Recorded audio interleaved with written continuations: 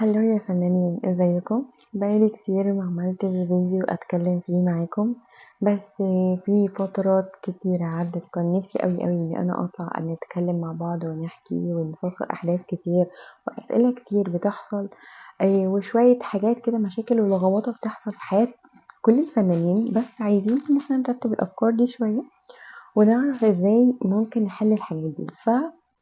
هنعمل بلاي ليست، واتمنى ان انتوا تكتبوا لي رايكم في اول فيديو ده على الكومنتس تحت. قولوا لي رايكم ايه الحاجات اللي احنا حابين نتكلم فيها. انا اوريدي عامله بلاي ليست وعامله كذا فكره. الافكار دي انا مفكرتش فيها كده من دماغي يعني وخلاص، لا فكرت فيها اللي هو لا احنا محتاجين، يعني مثلا اسراء انتي بيحصل معاكي كذا فلازم نحاول نحل الموضوع ده، بيحصل معاكي كذا فلازم نحل الموضوع ده. فلو دخل صوت طيارة جوه الفيديو يعني استحملوني لان البيت قريب من المطار شوية. المهم، طيب اول حاجة خالص احنا عايزين نتكلم فيها هي نقطة مهمة. اسم اصلا البودكاست ده هيكون ايه؟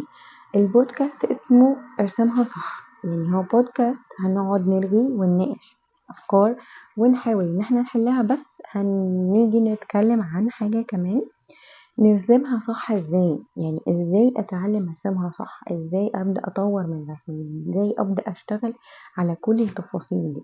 فهتكلم معاكم من ده من ناحيه انسانيه او من ناحيه الانسان بيحس بايه. طبعا انتوا عارفين كويس قوي ان الفنان مود، يعني شخصيته مزاجيه الى حد كبير. ازاي اتحكم في مزاجيتي وازاي اقدر اشتغل كويس، ازاي سيرش كويس، وازاي اجيب ريفرنس كويسه، وازاي اعمل دراسه لكل حاجه، ازاي اشتغل على كل الحاجات دي. فاول بودكاست او اول حلقه منه هتكون ازاي اطور رسمي. احنا عايزين دلوقتي اسراء، انا بعرف ارسم او انا بحاول اتعلم الرسم، بس انا عايزه اعرف اتعلم الرسم ازاي.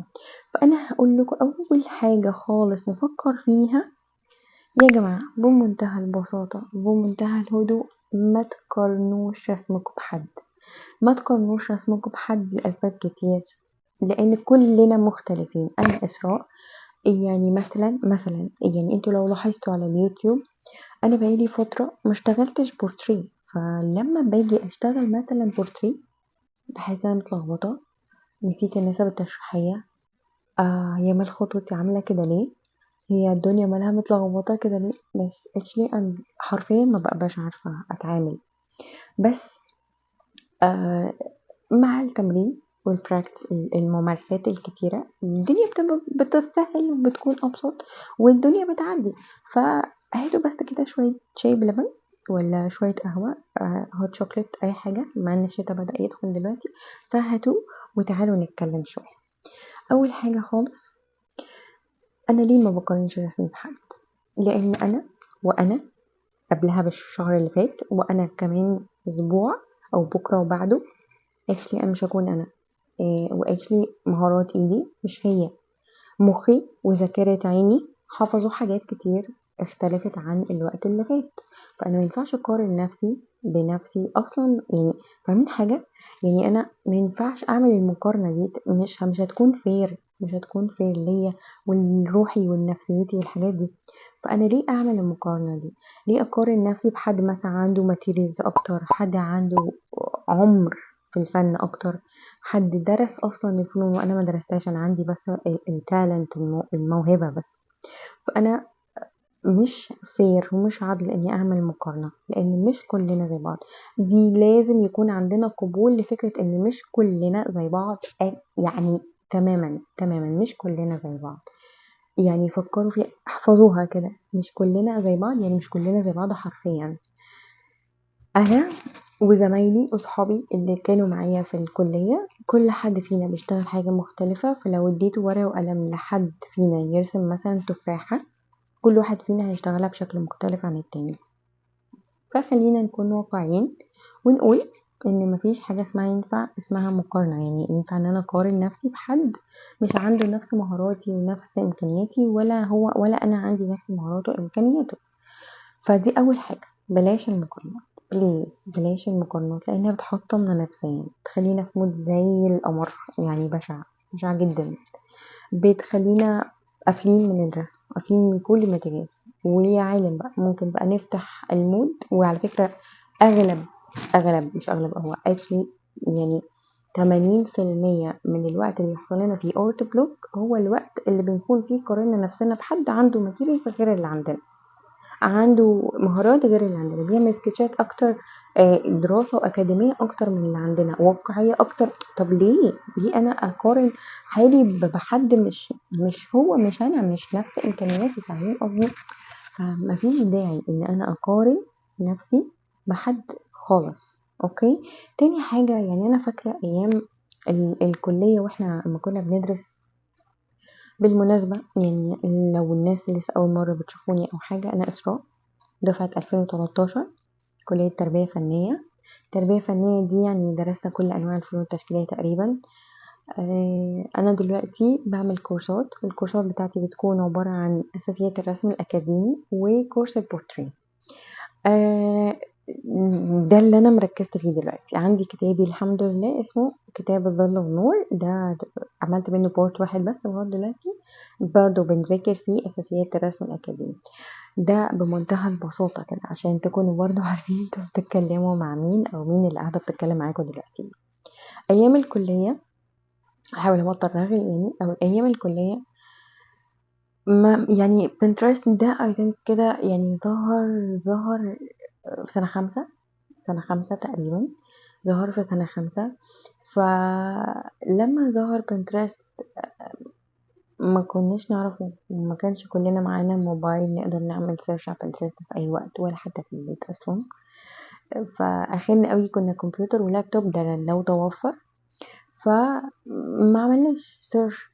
اي وكمان كانت ثورة 2011 في مصر، الثورة وكده، فكانت الدنيا مش في متاحة لحاجات كتير قوي، فكان مفيش سيرش. فلما كنا نحب نعمل سيرش بنرجع لايه؟ لسكتشات الفنانين. يعني سكتش الفنان الإسلامي، الشبكية الإسلامية، سكتش بيكاسو، سكتشات فان جوخ.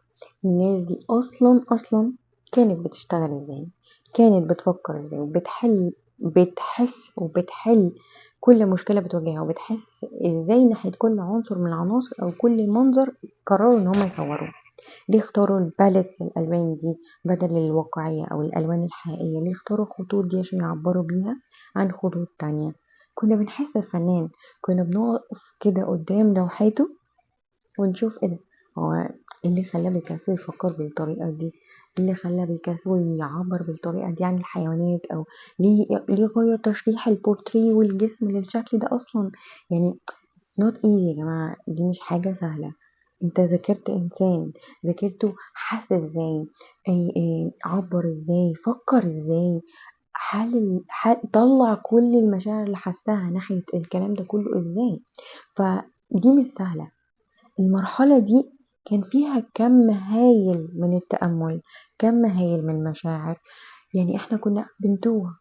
مش هقول لكم ان احنا بقى كنا فنانين وتايهين وسرحانين في المود اللطيف، لا هي مش للدرجه دي كده. احنا كان عندنا لود التقييمات، ولود ان احنا نقدم بروجكتس في وقتها، ولود ان احنا لازم حد فينا يعني ننجح ونجيب درجات كويسه وامتياز بقى وجيد جدا بالحاجات دي.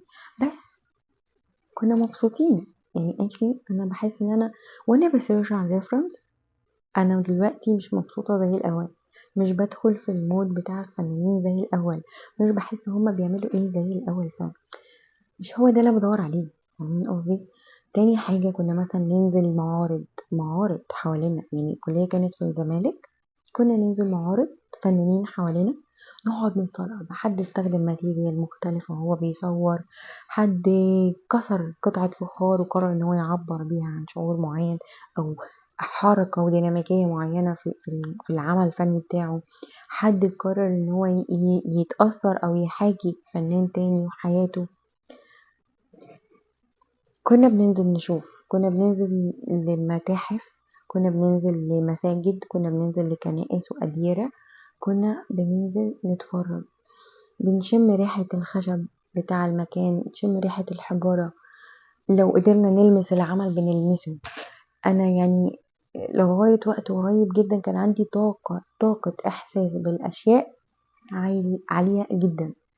يعني مش هقول لكم اللي واخدني عن الشعور ده، انا بحاول اتمسك بيه وبحاول ان انا يفضل جوايا نفس الاحساس. بس مهم جدا مهم جدا عشان تقوي نفسك، تطور من نفسك، انك تعرف كويس قوي ازاي تشتغل عليها، مش ان انت تقارنها وتحبطها وتيجي عليها بان انت تقارنها بناس مروا بتجارب وعاشوا حاجات هي ما عاشتهاش. ف it's not fair يا جماعة يعني. ومش منطقي ان انا اقارن حد ضعيف او بسيط بحد قوي قوي. وعلى فكرة لازم تكونوا متقبلين نفسكم او موهبتكم وهي في حالة الضعف عشان تقدروا تخلوها قوية.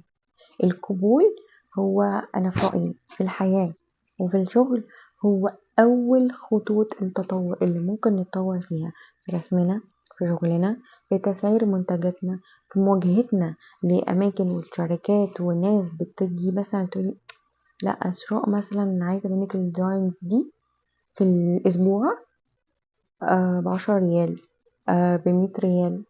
لا، اسراء not available دلوقتي، مش موجودة. طب ليه اسراء مش موجودة؟ عشان ده مش مناسب لإسراء. فأبدأ أقدر نفسي، أقدر وقتي، أقدر السنين اللي أنا ذاكرت فيها على نفسي واشتغلت عليها، أقدر طاقة نفسي، طاقتي، أنا أقدر أقدم الشغل ده في الوقت ده ولا لأ، وهاخد راحتي واستمتع فيه ولا لأ. حاولوا حاولوا، أنا عارفة إن هو والله صعب، بس وعلينا كلنا والله العظيم، بس حاولوا تستمتعوا بالسكتش وانتوا بتعملوه. وحاولوا طول ما انتوا قاعدين سكتشز كده في ايديكم. انا كان معايا سكتشات صغنطوطه كده اول باول كانت معايا في الكليه. كل لما مثلا عارفه الدكتور بتاع الخزف عايز خزف، قطعه خزف بشكل معين، فابدا كل لما الاقي حاجه ممكن تديني الاحساس او توديني للهدف ده او عامله لها سكتش صغنطوط. كان على طول معايا قلم سنون 7 0.7 تقريبا، مش عارفه هي كده قلتها صح ولا لا، بس مقاس 7 يعني. وعلى طول جوه النوت بوك كده اطلع تك تك تك اشخبطه، حرفيا كنت بشخبط السكتش. يعني انا بحب الكويك سكتشز دي جدا جدا، لان هي بتكسر حاجز عظيم بينك وبين البدايات، بينك وبين ان انت تبدأ تشتغل، بينك وبين ان انت تبدأ تطور من رسمك، بينك وبين ان انت تبطل تحس شوية ان انت موهبتك صغنونة وان انت ما عندكش امكانيات. يا جماعة الموضوع كله ورقة وقلم، ورقة وقلم يعني، الموضوع كله حرفيا ورقة وقلم. فانتوا اشتغلوا على الموضوع وجربوا ان انتوا بدل ما تقارنوا نفسكم بالناس، جربوا انتوا تستمتعوا باللي انتوا بتعملوه. دوروا على المتعة جوه السكتشز، جوه اللوحات، جوه الديجيتال ارتس اللي انتوا بتعملوها او البرودكتس اللي انتوا بتقدموها. استمتعوا، ما تتصنعوش الاستمتاع، استمتعوا، كونوا مبسوطين او مستمتعين بالالوان دي، بالتخطيط ده، بالتظليل ده، بالتعبير اصلا. يعني المتعة لو اتخلقت في شغلكم هتنقل شغلكم لحتة تانية خالص. فحاولوا ان انتوا تحققوا ده، حاولوا ان انتوا تكونوا مبسوطين بيه، حاولوا تلاقوا طريقة مختلفة انقلوا بيها الطريقة، ان احنا دايما بنسيرش بشكل معين على شغلنا. بندور بطريقة معينة. لا، ما خلاص enough Pinterest enough enough كل الويب سايت هسيرش عليها كده، خليها لها وقت صغنون، مش لازم اقعد قدامها 6 ساعات لغاية لما اكتشف ان انا ايه ده، الليل ليل وانا اصلا ما عملتش ولا سكتش. لا، جدد بيها معلوماتك واقعدوا كده شوية على جنب، كنوا كده شوية وهتلاقوا مخكوا اشتغل. حاولوا انتوا تتفرجوا على فيلم، في تلفزيون، في اي حاجة، حاولوا ان انتوا تتفرجوا وانتوا بتحللوا البورتريه ده في اضاءات مختلفة. دلوقتي الاعمال الفنية كتيرة مذاكرين الاضاءة مذاكرة بيرفكت. يعني مثلا مش ترويج والله ان حد يتفرج، بس مسلسل مطعم الحبايب الاضاءة فيه بيرفكت، الاضاءة لوحدها شعور. جربوا كده تكتموا الصوت واتفرجوا على حركات الابطال مع الاضاءة. يعني انا بصراحة كنت مستمتعة جدا. انا عشان يعني مش اقول لكم ان انا تعمدت بصراحة، انا عندي بيبي، هي نامت وانا بتفرج وبدأت تحس بالصوت فكتمت الصوت. اكتشفت ان انا مستمتعة بالاضاءة بشكل رائع. يعني. فجربوا ان انتوا تشوفوا البورتريهات، التشريحات بتاع كل جسم عن التاني، رسمة الأنف والشفايف والعين والخدود والشعر وطريقة كل واحد عن التاني لحد ما توصلوا ان انتوا عينيكوا ذاكرت، فتقدروا تطلعوا على سكتشات. ممكن ترجعوا لطرق ناس بترسم البورتريه مثلا بشكل معين، ناس بترسم اللاندسكيب او الستيل لايف او الحاجات دي كلها باشكال مختلفة، ترجعوا لهم وترجعوا تاني تعملوا سكتشات بتاعتكم. والكويك سكتشز هي الحاجز اللي خلينا ننقل، بدل ما نقعد نقارن نفسنا بالناس، لا انا انقل بقى، اطلع بره وابدا اشتغل السكتشز بتاعتي، ابدا اطلع نفسي بره الحاجز ده واشتغل على نفسي شويه. فدي اول حلقات البودكاست، ارسمها صح. يا رب يكون عجبتكم. طولت عليكم، حقكم عليا، بس بجد والله انا بحاول ان انا احل شويه مشاكل واجهتني، واجهت بنات وطلبه كتير كانوا معايا في الكورسات، اختصر عليكم الوقت واساعدكم وتساعدوني. يا ريت بقى تسبورت مي وتعملوا سبسكرايب وشير لاي حد ممكن يكون بيحاول ان هو يطور من الرسم وبيحاول ان هو يحقق حاجه. وهحاول ان انا ادخل في البلاي ليست على طول واشير معاكم اول باول. متنسوش تعملوا لايك واكتبوا لي في التعليقات عجبتكم الحلقه ولا لا. اشوفكم على خير يا فنانين، باي باي.